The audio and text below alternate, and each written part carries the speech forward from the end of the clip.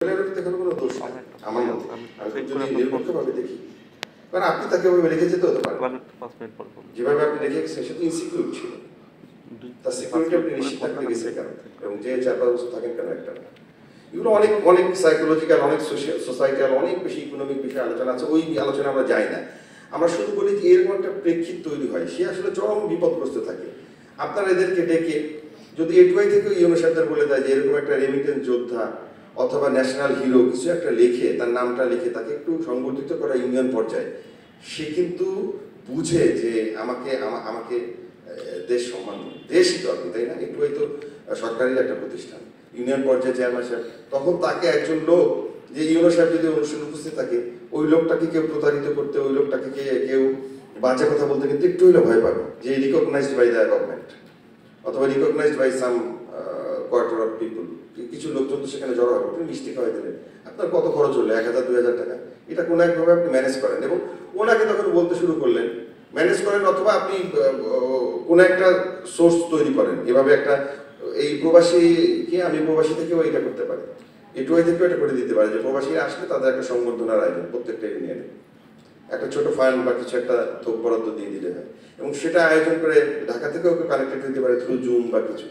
এতে হয় কি, পরবর্তীতে ওই লোকটা আপনার যেটা ব্যবসায়ের জায়গা, বিজনেসের জায়গা, সেটা হচ্ছে যে উনি এরপর কিন্তু আপনাকে টাকা পাঠাবেন, আপনার রিজেন্ট ব্যাংকিংয়ে টাকা পাঠাবেন, যে ভাই আপনি টাকা অত দূরে পাঠান কেন, আমি বাড়ি যেয়ে দিয়ে আসবো, আপনি আমার এখানে পাঠান, আপনার মা তো আসতে পারবে না, আমার এখানে পাঠান, আমার এখানে সেফ, এই যে সরকারের দেখেন এটুয়াই ডিজিটাল সেন্টার, আমরা আপনার টাকা মাইট যাবে না, আর ওই গ্রামের হাটে যেয়ে টাকা আনা লাগবে না, আমার টাকা এখানে সিকিউর আছে।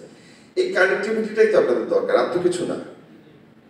আপনাদের কেউ বিশ্বাস করছে না, যখন এই অনুষ্ঠানটা করবে তখন কিন্তু বিশ্বাস করবে যারা সরকারের লোক, সরকারের লোক, এবং ব্যাংকটাও সরকার এখানে দিয়েছে। আমার মনে হয় এরকম কিছু একটা আপনারা করতে পারেন, যেটা আমি এখন ধরেন আমি যে জায়গায় কাজ করেছি, আমি ওই যে আপনাদের জন্ম নিবন্ধনের কাজটা 100% হচ্ছে না।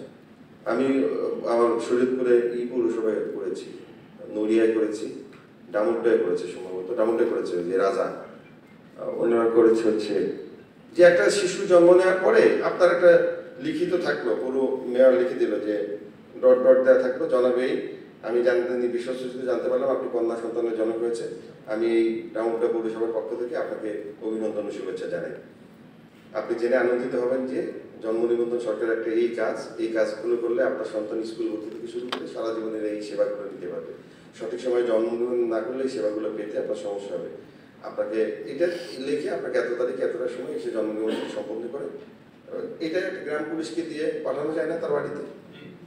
অনেকে আমাদের ডাউনলোড মেয়র বললো যে সারানির সাথে মিষ্টিও পাঠিয়ে দেবো, আলহামদুলিল্লাহ, খুব ভালো কথা।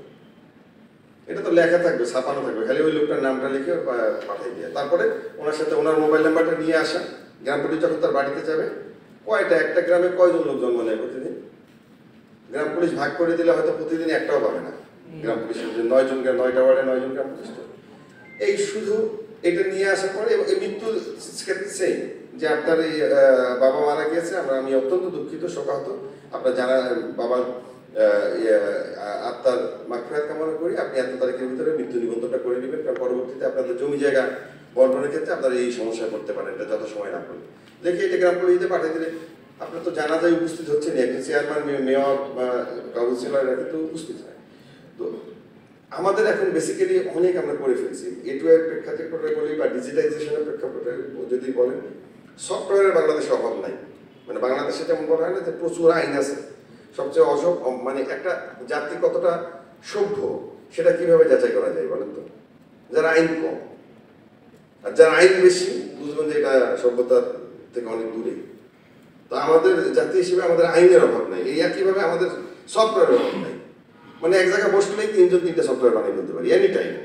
মানে আপনি এখানে ওয়ার্কশপ করেন, সরকারি কর্মকর্তাদের দেখুন একই সফটওয়্যার, ওইটি ইতিমধ্যে পরিসংখ্যান ডিপার্টমেন্টে আছে, ওইটাকে আমার শিক্ষা মন্ত্রণালয় করতেছে, একই জিনিস। ওখানে আমার কত কোটি টাকা করে সফটওয়্যারের অভাব নেই বাংলাদেশে, কিন্তু ইন্টিগ্রেশন নেই, কারোর সাথে কারো যোগাযোগ নেই, ডেটা শেয়ারিং নেই। যার কারণে এখন আমাদের কাজ হচ্ছে, আপনি যদি বলেন যে এই মুহূর্তে বাংলাদেশের কাজ কি, ইন্টিগ্রেশন অ্যান্ড হচ্ছে শেয়ারিং, আর কিছু নেই কাজ। অনেক আমরা করে ফেলছি, অনেক সফটওয়্যার হয়েছে, অনেক হার্ডওয়্যার হয়েছে, অনেক এক সেবা হয়েছে, ইন্টিগ্রেশন নাই। আপনি ইন্টিগ্রেশন প্রপার ইন্টিগ্রেশন নাই, এক সেবা থেকে একটা আবেদন করবেন, সেটা প্রপারলি কোনো দপ্তর আপনাকে হ্যান্ডেল করে না, সে বসে থেকে কখন টাকা নিয়ে কেউ আসবে আমার কাছে দিবে, তারপরে আমি দিতে পারবো। কেউ ঢুকেও দেখে না যে 1 সপ্তাহ থেকে আবেদন পাইছে, ওইটাকে অ্যাটেনশন দিতে হবে। সুতরাং আপনার ইন্টিগ্রেশন শেয়ারিং এটা যদি নিশ্চিত করা না যায়, এই বসে বসে শুধু শুধু সফটওয়্যার বানানো আর সেগুলোর পিছনে সরকারের টাকা অপচয় করা, এর কোনো মানে মিনিংলেস একেবারে। যে ওনারা যখন বলছিলেন যে আমরা এই সেবাগুলো ইন্টিগ্রেশন করবো, আসলে ইন্টিগ্রেশনগুলো করবেন না। উনি যখন আবেদনটা করবেন, সে সরকারি সেই দপ্তর বা বেসরকারি সেই দপ্তর বা এনজিওকে সেভাবে এন্টারটেন করেও নাকি গুরুত্বই দিতে হবে। পাসপোর্ট অধিদপ্তরে আপনারা আবেদন করলে বসে থাকে যে কখন আসবে উদ্যোক্তা, দেখা না করলে হবে না, তাই না? সেই রিয়েলিটি কিন্তু চেঞ্জ হয়েছে। 2018-19 সালে তো আমাদের কাছে অনেক প্রমাণ আছে যে আপনাদের একটা আবেদনও গ্রহণ করা হতো। কিন্তু এখন টুটুল ভাইরা অনেক দিন ধরে কাজ করে, মাসুদুল্লাহ অনেক প্রচুর কাজ করছে পাসপোর্ট নিয়ে। এখন কিন্তু রিয়েলিটি অনেক চেঞ্জ হয়েছে। আমরা আপনাদের এই কথাগুলো বলার একটা উদ্দেশ্য, সেটা হচ্ছে যে এখানে যারা বসে আছে তারা সবাই আপনাদের কষ্ট জানে এবং তাদের স্ব জায়গা থেকে তারা সর্বোচ্চ চেষ্টা করছে। কিন্তু তারপরেও ওই যে সিন্ডিকেট বলে, সিন্ডিকেশন বলে, এটা খুব কঠিন জিনিস। এটা ভাঙতে হবে জনগণের শক্তি দিয়ে। আপনারা যখন এক হবেন, জনগণকে যখন আপনার বিশ্বাসের দরজায় দাঁড়াতে করাতে পারবেন, আপনার যে প্ল্যাটফর্ম সেটা যদি ট্রাস্টওয়ার্দি প্ল্যাটফর্ম হয়, ওই যেটা বললাম যে কানেক্টিভিটি যদি আপনি তৈরি করতে পারেন, প্রবাসীরা সবাই যদি বিশ্বাস করে যে আপনার কাছে টাকা পাঠালেই সেফ, তখন আমরা ওই সিন্ডিকেট ভেঙে যাবে। সেই পর্যন্ত আমাদের ওয়েট করতে হবে। আমার আরও অনেক কথা বলার ছিল, আপনাদের দেখলে অনেক কথা বলতে ইচ্ছে করে, আজকে আর সময় দিতে পারবো না। আপনাদের সবার আমি উজ্জ্বল ভবিষ্যৎ কামনা করি। আমরা পরস্পরের জন্য দোয়া করবো যাতে আমরা যে কাজে আছি সেই কাজে। আরেকটা জিনিস মনে রাখতে হবে যে আপনি, আমি সবসময় বলি যে ডিজিটাল সেন্টারের উদ্যোক্তারা সারা জীবন ডিজিটাল সেন্টারের উদ্যোক্তা থাকবে এরকম মনে করার কোনো কারণ নেই, তাহলে আপনি আসলে উদ্যোক্তা না। এটা আমি বরাবরই বলি। তাহলে আপনি সরকারি চাকরি দেবেন।